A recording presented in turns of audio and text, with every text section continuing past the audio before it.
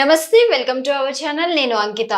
అయితే నౌడేస్ చూసుకుంటే చాలా మంది పిల్లలు లేక అయితే సఫర్ అవుతున్నారు. అలాంటి వాళ్ళ కోసం పిల్లల్ని కల్పించడం కోసం చాలా వరకు ఫెర్టిలిటీ సెంటర్స్ అయితే మనకి చాలా అవైలబుల్‌గా వచ్చినియి. అయితే ఫెర్టిలిటీలో అసలు ఎట్లాంటి ట్రీట్మెంట్ ఉంటుంది? ట్రీట్మెంట్ ఎలాంటి వాళ్ళకి చేస్తారు అన్న సందేహాలైతే చాలా మందికి ఉన్నాయి. చాలా మందికి డౌట్స్ అనేవి అనేకంగా ఉన్నాయి. సో, ఈరోజు నేనైతే ఒక డాక్టర్‌తో మీ ముందుకొచ్చేసాను. మనకున్న డౌట్స్‌లో కొన్ని డౌట్స్‌నైతే ఈరోజు డాక్టర్‌తో నేను డిస్కస్ చేసి మీకైతే ఆ ఆన్సర్ ఇవ్వాలి అని రెడీగా ఉన్నాను. సో, నాతో పాటు ఈరోజు నా గెస్ట్ వచ్చేసి 39 fertility centre senior consultant doctor Sandhya ma'am ఉన్నారు. మేడంతో మాట్లాడి మరిన్ని విషయాలు తెలుసుకుందాం. Hi ma'am. హలో. ఎలా ఉన్నారు? బాగున్నాను. మీరెలా ఉన్నారు? బాగున్నాను మ్యామ్. సో, అంటే పిల్లలు లేని వాళ్ళకి పిల్లలు పుట్టడం అనేది ఇంపాసిబుల్ అని అందరూ అనుకుంటారు. అంటే మనకి పూర్వం నుంచి చూసుకున్నా కూడా పిల్లలు పుట్టడం అనేది ఇట్స్ ఎ మిరాకిల్ అనే చెప్పొచ్చు. కానీ ఇప్పుడు ఫెర్టిలిటీ అనే ట్రీట్మెంట్ ద్వారా పిల్లల్ని కల్పించడం అనేది ఇట్స్ ఎ మిరాకిల్ అని కూడా అనొచ్చు. సో, దీంట్లో చాలా టైప్స్ ట్రీట్మెంట్స్ అనేవి ఉన్నాయి. అసలు ఈరోజు వచ్చి ఒక టాపిక్ అయితే ఐయుఐ అంటే ఏంటి? అంటే ఫెర్టిలిటీలో ఇదొక ట్రీట్మెంటా? అసలు ఐయుఐ అంటే ఏంటి? ఎవరికి చేస్తారు? ఐయుఐ అంటే ఇంట్రా యూట్రైన్ ఇన్సెమినేషన్. అంటే నార్మల్గా భార్యాభర్త కలిసినప్పుడు సిమెన్ అనేది వెజైనాలో డిపాజిట్ అవుతుంది. ఓకే. ఐయుఐ ఏం చేస్తుంది అంటే ఈ సిమెన్ ని డైరెక్ట్ గా తీసుకెళ్ళి యూట్రస్ లో పెడతామన్నమాట. సో ఏంటి దీని ఇంపార్టెన్స్, ఎందుకు ఈ ట్రీట్మెంట్ ఇస్తాము అంటే ఫస్ట్ మనం నార్మల్ ప్రెగ్నెన్సీ గురించి తెలుసుకుందాం. నార్మల్ ప్రెగ్నెన్సీ ఎలా జరుగుతుంది అంటే ఎగ్ అనేది రిలీజ్ అవుతుంది ఓవరీస్ నుంచి. ఎగ్ రిలీజ్ అయ్యి ట్యూబ్స్ ద్వారా ఎగ్ మూవ్ అవుతూ యూట్రస్ లోకి వస్తుంది అనమాట. సో ఈ దారిలోనే స్పర్మ్ అనేది వెజైనా నుంచి యూట్రస్ లోకి వెళ్ళి యూట్రస్ నుంచి ట్యూబ్స్ లోకి వెళ్ళి అక్కడ దాన్ని కలుస్తుంది. అక్కడ ఫర్టిలైజేషన్ అనేది జరుగుతుంది. సో ఈ ట్రాక్ లో ఈ స్పర్మ్ ట్రావెల్ అయ్యే ట్రాక్ లో ఏదైనా డిఫికల్టీ ఉన్నా, ప్రాబ్లం ఉన్నా స్పర్మ్ అనేది పైకి వెళ్ళదు. సో ఇలాంటి ప్రాబ్లమ్స్ ఉన్న వాళ్ళకి మనం ఈ ట్రీట్మెంట్ అనేది ఇస్తాము. సో ఎలాంటి వాళ్ళలో ఇస్తాము అంటే మేల్ ఫ్యాక్టర్ ఇన్ఫర్టిలిటీ అంటే మెన్లో కదిలే కణాల సంఖ్య అనేది తక్కువ ఉండడం వాళ్ళకి ఇస్తాము. సర్వైకల్ ఫ్యాక్టర్ ఇన్ఫర్టిలిటీ అంటే గర్భాశయం ఓపెనింగ్ దగ్గర ఏదైనా ప్రాబ్లం ఉండి దానివల్ల స్పర్మ్ అక్కడే చనిపోతూ ఉండడము, లేకపోతే పైకి వెళ్ళలేకపోవడము, ఆ ప్రాబ్లం ఉన్న వాళ్ళలో ఈ ట్రీట్మెంట్ ఇస్తాము. అది కాకుండా గ్రేడ్ 1, గ్రేడ్ 2 ఎండోమెట్రియోసిస్ అని ఉంటుంది.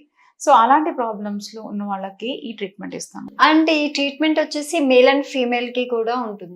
ఈ ట్రీట్మెంట్ ఫీమేల్ కి ఇస్తాము. మేల్ పార్ట్నర్ లో ఇష్యూస్ ఉన్నప్పుడు ఓకే. కొంచెం ఆ స్పర్మ్ అనేది డిపాజిట్ అవడంలో ఇష్యూ ఉంటుంది కాబట్టి ఫీమేల్ కి ఈ ఐయుఐ అనేది చేస్తాం. Okay. This is one of the important treatments in infertility. దీని సక్సెస్ రేట్ నార్మల్ గా ట్రై చేయడం కంటే ఎక్కువ ఉంటుంది. సో 10 to 15% అనేది దీని సక్సెస్ రేట్ అనమాట. ఐయుఐ అనేది అసలు ఎలా స్టార్ట్ అవుతుంది? సో ఐయుఐ ట్రీట్మెంట్ అనేది పీరియడ్ వచ్చిన సెకండ్ డే నుంచి స్టార్ట్ చేస్తాము. సో కపుల్ ని ఫస్ట్ పిలుస్తాం అనమాట.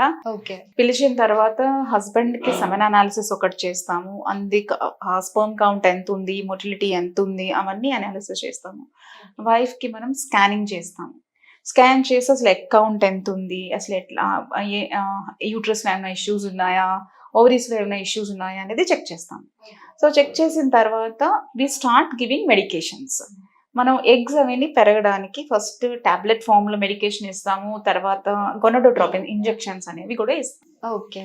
ఇచ్చిన తర్వాత ఎగ్ గ్రో అయిందో లేదో చూడడానికి ఫాలిక్యులర్ స్టడీకి పిలుస్తాము. ఈ టైంలో మనం ట్యూబ్స్ ఓపెన్ ఉన్నాయా లేదా అనేది కూడా ఒకసారి టెస్ట్ చేస్తాము. యూజువల్గా మన హాస్పిటల్లో సలైన్ ఇన్ఫ్యూజన్ సోనోగ్రఫీ చేస్తాము. టెస్ట్ చేసిన తర్వాత ట్యూబ్స్ ఓపెన్ ఉన్నాయి, అంతా బాగుంది అంటే మళ్ళీ ట్రిగ్గర్ ఇంజెక్షన్ ఇచ్చి 36 hours తర్వాత ఐయుఐ ప్రాసెస్కి పిలుస్తాం మళ్ళీ. Okay.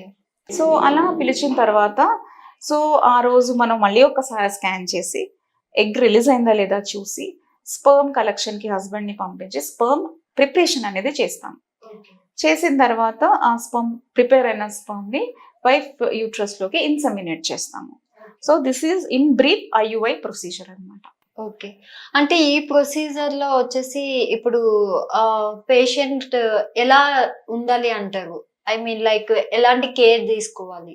So IUI procedure undergo అయ్యేటప్పుడు పేషెంట్ మెయిన్లీ సో ఈ ప్రొసీజర్ అండర్గో అవుతున్నప్పుడు ప్రిఫరబుల్లీ హోమ్ కుక్డ్ ఫుడ్ తినడము, బయట ఇన్ఫెక్షన్స్కి ఎక్స్పోజ్ అవ్వకుండా ఉండడము, హెల్దీ న్యూట్రిషియస్ డైట్ తీసుకోవడం అనేది important. And frequent hospital visits ఉంటాయి కాబట్టి కొంచెం హాస్పిటల్ విజిట్స్కి ప్రిపేర్ అవ్వడం అనేది కూడా it's important. Okay. And other than that, and husband frequent ejaculations and every 3 daysకి ఎజాక్యులేట్ చేయడం వల్ల ఫ్రెష్ స్పామ్ శాంపుల్ అనేది వస్తుంది. సో దానివల్ల సక్సెస్ రేట్ బాగుంటుంది కాబట్టి హస్బెండ్ సైడ్ నుంచి కూడా he has to do all these things అన్నమాట. Other than that specific precautions అనేవి ఏమీ ఉండవు. యూ కెన్ బెడ్ రెస్ట్ అవసరమా అంటే no, bed rest is not needed అండి. You can go on with your daily activities. So there is no need of bed rest here. IUI అనేది office procedure అనమాట. అంటే మనం ఆఫీస్ నుంచి వచ్చి procedure చేసుకుని ఇంటికి వెళ్ళిపోవచ్చు. సో దాంట్లో హాస్పిటల్ అడ్మిషన్ అనేది కూడా ఏం అవసరం ఉండదు. ఎనస్థీషియా, సెడేషన్ ఇవ్వాల్సిన అవసరం కూడా ఉండదు. So it's easy procedure to undergo, comfortable to undergo. So దీని గురించి ఏం భయాలు అవి అవసరం లేదు అండి. ఓకే. అంటే ఇప్పుడు చూస్తే IUIలో ఎంత వరకు సక్సెస్ రేట్ ఉంటుందంటారు? సో IUIలో సక్సెస్ రేట్ అనేది పేషెంట్ యొక్క ఏజ్ బట్టి డిపెండ్ అయి ఉంటుంది, హస్బెండ్ యొక్క స్పర్మ్ కౌంట్ బట్టి డిపెండ్ అయి ఉంటుంది, అండ్ ట్యూబల్ ఫ్యాక్టర్ బట్టి కూడా డిపెండ్ అయి ఉంటుంది అనమాట. సో ఏజ్ 35 అబవ్ వాళ్ళలో IUI సక్సెస్ రేట్ యూజువల్గా తక్కువ ఉంటుంది. సో 35 బిలో వాళ్ళలో మంచిగా సక్సెస్ రేట్ బాగుంటుంది. స్పర్మ్ మోటిలిటీ బాగా తక్కువ ఉన్న వాళ్ళలో కూడా సక్సెస్ రేట్ అనేది కొంచెం తక్కువ ఉంటుంది.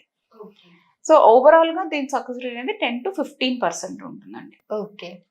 అంటే ఇక్కడ చూస్తే మేము IUIలో రిస్క్ ఫ్యాక్టర్స్ ఎంత వరకు ఉంటుంది? So IUI is easy procedure to undergo అండి. అది ఎవరైనా అండర్గో అవ్వచ్చు. ఎలాంటి ఇష్యూస్ ఉన్నా నో ప్రాబ్లమ్. సో మనం ఎనస్థీషియా అది ఇవ్వం కాబట్టి it's good easy to undergo procedure. So ఈ డయాబెటీస్, హైపర్ టెన్షన్ ఉన్న వాళ్ళు, అలాంటి వాళ్ళు కూడా they can undergo this procedure. But diabetes, hypertension అనేది కంట్రోల్లో ఉండాలి. Under medication we can treat them with IUI procedure. ప్రొసీజర్కి ఏమైనా రిస్క్స్ ఉంటాయంటే నో, వెరీ వెరీ లెస్ ఉంటాయి. ఎందుకంటే ఒకవేళ స్పర్మ్ ప్రిపరేషన్ ద్వారా మనం స్పర్మ్ వాషింగ్ అది చేస్తాం కాబట్టి ఇన్ఫెక్షన్ రిస్క్ అది కూడా చాలా తక్కువ ఉంటుంది. So other than that there is no much risk in that procedure అండి. ఓకే. అంటే ఇప్పుడు ఆ స్పర్మ్ ని మీరు ఫీమేల్ ఇంజెక్ట్ చేసినప్పుడు సో ఎన్ని డేస్ కి తెలుస్తుంది అంటారు?